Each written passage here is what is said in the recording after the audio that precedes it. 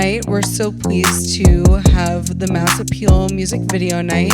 On stage, we'll have moderators Greg Kaysen, who's the founder of Music Video Night, Leilani Marie, a creative at Massive Appeal, and of course, we'll be viewing the music videos of formidable artist and director Child. Child, correct me if I'm wrong, but you normally, rock a mask. Is this the first time you've come with that? Okay. Yeah. What an honor. Yeah, I'm evolving, man. And good thing. Yeah, thank you. So thank you. First of all, thank y'all for coming out. This is great. But yeah, how did I get started? I always tell people this was something I didn't want to do. Not in a way to shit on it, but I think it's something that God brought to me. I was playing basketball, and then I met a girl named Amber Grimes at Clark Atlanta, and she put a camera in my hand, and then it just grew from there. And then, I guess I became a director. So we got a lot of dope videos to show, and the first one is going to be The Emmanuel by Amir Van. My favorite video. Wow. Ooh, I'm excited. So I feel like with this video, even talking to Amir was something to prove. I'm from the South, like I said, and he's from the South, so we really wanted to make sure we showed that in the highest level of beauty. But I felt like it was a moment of rebirth. That's why we had the baby and the angel and the kids being baptized, and the woman praying for the deceased person. It was just moments like that I felt like we needed to capture. And I don't know, it just gives me chills every time I watch it, because shooting in the South is the best shit ever. We went to a neighborhood in Houston and everybody came out. They brought horses, they brought their kids. They was one woman was like, baby, as long as you feed me, baby, you can have these kids until 8 o'clock. So and Amir, he's a performer. I remember I was showing him the Dark Knight movie with Joker hanging out, which we all know. I think you have to surround yourself with people who love it as much as you do. I think coming from basketball, it's such a team sport. I think that's also why I started the whole anonymous thing, because I feel like it's a big group of us and it's not just me. So the next video that we're gonna take a look at is Harder Than My Demons by Big Sean. And we see, a lot of, religious symbolism, throughout your work. Could you speak a little bit about, that aspect that you bring into your art? Man, if you want me to talk about God, that's easy. But I'm a pastor's baby. Anything I do has a religious tone to it. I'm not the person that try to shove the Christianity down your throat, but I know when you watch my work, you gotta be yes, I believe in God. I don't hide it. So it's just I'm not into Scientology, not dissing if anybody is, but I'm a church baby, man. I believe Jesus, Lord, our Savior. And from the biblical standpoint, the demons come from below. So I kind of want to have the perspective of the demons watching your life evolve and get greater. You know what I'm saying? Never let your demons get a control of you. So that's why we tried to hit it from that perspective, and we shot it. I mean, at first it was a crazy idea. It was we're gonna shoot everything below, but then it's I had to do the really director talk and then say why, and then it worked out. So yeah. That's fire. And just to go back on a point that you made earlier before we actually showed this, you spoke a lot. You said that your work was Afrocentric. Yeah. And I feel especially with most of your work, but especially with this project, you could just really see the beauty of Blackness that you're also showing, and the complexities of Black community and things like that. So if you could just talk about your own background and how you connect to that as an individual. I mean, for sure, I come from a family of that. We ate Sundays together at Piccadilly, every Sunday. It was probably 20 of us, and it just, I don't know, we were just very close-knit. And then also when I got into directing, being from the South, and I don't know if people have parents that are pastors or deep in the church, but I remember my dad taking me to the side and was if you're going to be a director, you gotta always paint our people in the perfect light. So I promised him that. That's why you'll never see nobody ass shaking in my videos. Yes. And I don't, what I'm saying? I'm not against it, because everybody a little ass, but I don't, I can't show it. You feel me? I'm not allowed to show it, so yeah. Word, yeah. Yeah, I mean, also, I'm just curious, you have such strong visuals, you with the kids with the balloons and the babies with the rose petals. How do you sort of identify those kind of visual, key visuals that, allow you to bring that to life? How do you kind of find that inspiration? That is a really tough question, and I like it. Really, honestly, to me, and I think it also goes back to my name, when it comes to children, I feel like the innocence of them is the most beautiful thing. And just to even tie it back to me, that's also why I say, like, call myself child, because I feel like we were all innocent. We didn't know what black and white was. We didn't know what gay and straight was until the world kind of brought that to us. So I always try to, like, make the kids feel as angelic and spiritual as possible. And I don't know, yeah. I just love doing it from a perspective of a child's eyes. So, yeah, so the next video, incredibly powerful, by D Smoke, coming out of Inglewood. My boy. Rapture video. Love this video. I hope, I'm glad the artist's not here, because I just said Emmanuel is my favorite, but don't tell nobody. Because I still got to pay bills. So if you could set this up, the project, speaks heavy on misogyny, in our society, but, what are your feelings towards, how women are treated, not only in society, but also in the industry? I'm gonna talk about it both, because I think the industry is just one perspective, and it's really about life in general, and we all, live it. I think when I came up with the video, it was a time where, like, Sandra Bland and, like, a lot of stuff was happening, and it was like a viral video of this black woman just getting beat to a pulp, and instead of, like, men or people stepping in, they just kept recording her. And I don't know, I remember him singing the song, and it was called Rapture, and basically he's saying, one day we're gonna meet our savior. And in my family, like, bro, you come to my house, we got some strong ass women in our house. Like, I be looking at the husbands like, God bless y'all. But they're very strong. And I just feel like the black woman always has to be strong and always have to be the backbone.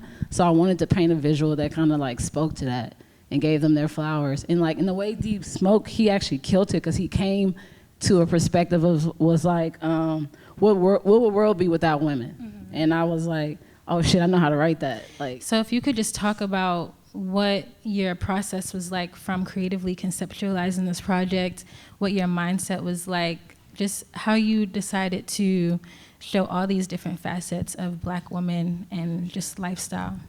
I mean, I think I was at a point where, like, because I called it the forgotten ones, because I don't know, I feel like a lot of times black women especially don't get their just due.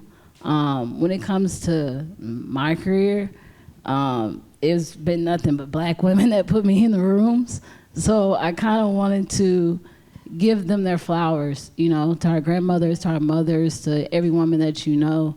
And it was just a lot of police brutality and a lot of stuff going on. And I felt like, they talked about the black woman victim for just like a little bit, and then they just like moved on. So I don't know, I wanted to put a lens to the feeling and the emotion of just being frustrated, but not in like an angry tone. The only time I think we did that is when the girl yelled. Mm-hmm. And I wanted her to yell, because at first I remember D Smoke was like, I don't want to do the like angry black women. And I was just like, you know what, I hate that quote. Like, I hate the angry black women, like, statistic or whatever it's called, because I'm like, every other race is allowed to feel emotion. Every other race is allowed to just be like frustrated. So it's like, as black women, you know what, we could be pissed the fuck off sometimes, and it doesn't mean that we're being like, I don't know, aggressive in a way. You know what I'm saying? So yeah, it was really just me giving flowers to like us and people who look like us and people that we know. So yeah. All right. And what I found really, yes, let's clap flowers. Yeah, clap that up. That was deep. That was deep. Shit. Period. You said that you painted this, and I want to touch on that because I know that you call your work paintings, and you say that you're a painter.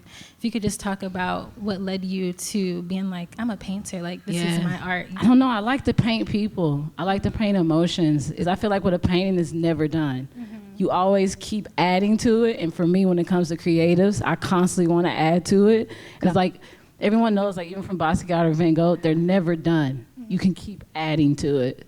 So yeah.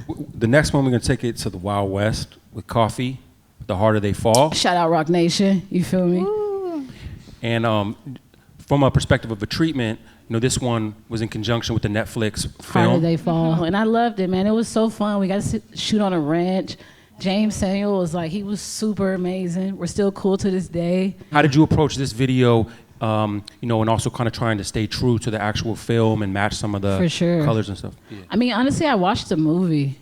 And then Sherry Bryan at Rock Nation and Margot and them, like, because, like, even though like I might look established, I be begging for shit. So I literally hit them and was like, I don't know if they came to me or I hit them, but I don't know if it was mutual, but I was like, yo, I need one of those. Like, I need one of them videos. And then that's how we got to this. And I love Koffee and I've always wanted to work with her. I was just listening to it and this song just stuck out. But I think just trust your team. Like if you can't have people around you that you trust, then like what you doing it for? And I can honestly say that I work with my team. So another artist that you work with more than once is Wiz Kid, as well as Chris Brown. Yeah. And the next video is the collaboration between them. For sure. Call Me Every Day. Yeah, we shot that in London. Yeah. Oh, in London? Yeah, we shot it in London. Shout out to RCA. But yeah, we shot that in London. That budget, you know, the budget got a little cute, but but like I said, I'm a student, man. If you remember any videos from back in the day from like, I don't know, like Britney Spears or like all like Janet Jackson and Michael and Lauryn Hill and shit, DMX, like that was practical. And like, I am a practical baby. And I just remember us going to London and like I said, I'm very vague. And I was like, yo, I don't know why the budget's crazy. I just want one wall. Like, let's just I just need one wall of set design. But really what I meant is like, I need this shit to be 360. Right. We're gonna get into that. We're gonna get into that. Yeah, so literally that's what happened. To me, like you can just tell that people were having fun. Girl, we was having a blast. Yes, like Nah, you I can ain't just gonna tell. lie. You can really Yeah, tell. we had a blast. We had a blast. It was the first music video I shot in London. So like, and I had all my friends with me. Like that was a crazy thing. Like I had my homies, I had my homegirls, I had like everybody with me, and we just like, and we delivered. You know what I'm saying? We had like a pre-build. I remember when Chris and his son came to set, and Chris walked in the set, and he was like, "Damn, this is how Michael Jackson felt when he walked on the set of Scream," or like stuff like that. And I wanted to be that person to give him that. Like I had so much to prove. Like at that point in my career, I was just like, this was just last year, so I don't know. I'm talking like I did this shit for 12 years. But I had so much to prove to him, basically is what I'm saying. Like I wanted to give him that. I wanted to give him the video that he could be like, holy shit, this is the Chris that we remember. You mentioned that, you know, you've been inspired by Michael Jackson for the last video. Everything. And the next one is also inspired by Michael Jackson. Yes, sir. Doja Cat Woman video. You know, we can't go without mentioning that was Grammy-nominated. Yeah. How did that feel to kind of get that? Was that a milestone? Did it feel like you'd arrived? Hell yeah. I remember being at home trying to set up my internet. And I don't know, like I had it on because like, you know, you work with people so you want to see if they're going to get nominated. And I remember it was Gayle King, and I love me some Oprah and Gayle. And Gayle was like, Doja Cat, directed by Child, Woman. And I remember like being on the phone with the Spectrum person. I was like, wait, hold up. And I looked at it, and then I went back to like setting up my internet because I was like, they're mistaken. And then like they kept rolling out the people who were nominated, and then Taylor Swift came up, and I was like, well shit, nice try. Like I'm glad I'm nominated. But that was a goal of mine. Like I tell my team at like M88 and like the people that rep me, like I have this checklist that I kind of want to accomplish certain things that I've researched and found people that I really look up to that done it. And yeah, it was, I don't know, it was a big deal. I didn't understand how big it was because at first I was like, all right. But then my reps was like, oh, we get to put that, you know, before your name. And I was like, ooh, that's cute. and then, yeah, man, I ain't never thought I was going to be here and get that. So it's humbling. And it's like, you know, it's like imposter syndrome. Like, you just like, am I supposed to be here? Like, and I think that was a lot of reasons why I like was in a mask and stuff. Because I meet my peers and they know framing and they know lenses and shit. And I'm like, let me see all of them because I don't know which one is which, and like then we'll decide. But yeah, it's like now I'm learning to be more present and in the moment. I remember being on, what was it? This commercial job with Malik Saeed with Naomi Osaka, and we were like, see, I just did that name drop. But see, like we was like literally, I was just asking him questions, and I know like my peers get tired of me. But I went from asking him about Lauryn Hill X Factor to like remember the time. And he was just telling me all like knowledge that he knew about it. and why John Singleton shot that video and why it was so important. And for me, like, I feel like it is a lot of black directors, but we don't get to jump into different genres as easier as our counterparts. Another reason why I hid myself, because I was like, just judge me off my art. I think when I transcended to that realm, it was more of like, it was just homage to the people who came before me. And I wanted to like go crazy. Like Jonathan Sella shot it. He shot all the Francis Lawrence stuff back in the day. Slave for You. I mean, everything that was pop, Francis shot. But Jonathan Sella did that. And I remember just like, along with Missy, begging him to do it. So one thing that I really want to talk about is just your use for color. For sure. It's, especially in this project, like it's so beautiful and it's so vibrant. If you could just talk about how you work with the DPs and the gaffers in order to illustrate the concepts that you see in your head correctly. I love color. I mean, if you go look at any of my stuff, like, yeah, I love a good black and white, but that's color to me too. I feel like color evokes emotion. So that's why I do it. Like, everything has a color palette to it. I wanted that to feel earth tones and hot. Like when it was in the water, it needs to feel like water. If we're in the sun on Mars, it needs to feel like that. So I feel like you always have to be open to criticism. Don't ever get too like smelling your shit that you can't have somebody tell you, like, that's not it. It's also still hearing my voice, but not be so much in my voice to not let nobody else tell me what's correct. Yeah. Like I'm not gonna lie, I'm a cocky son of a bitch. But I also listen to people, especially people who know more shit than me. So my first question is, I really am like keen on just the start of everything, because you didn't just get there from nowhere. So like, how was that journey for you in the beginning, and when did you really realize that you were a storyteller? So when did that click for you?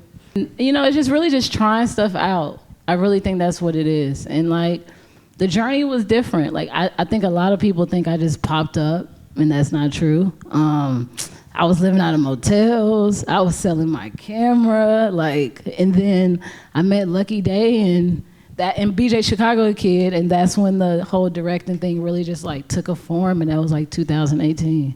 You know, I've been through some shit and been through some journey, but I'm grateful for it. And I always feel like when you hit your bottom, you know it's about to turn to something else. All right, so we out here, Master Pill, music video night, featuring Child, one of the best directors out here. Let me just say one thing. She's super dope, super creative, very passionate about what she does, you know what I'm saying, in this thing of ours. We love the music video game, and I'm just happy to be here, man, you know what I'm saying. Once again, music video night, thank you so much. Master Pill, Hip Hop 50, y'all. My name is Child. We outside for 2023. I ain't gonna be everywhere, but I came out for music video night because I love this shit.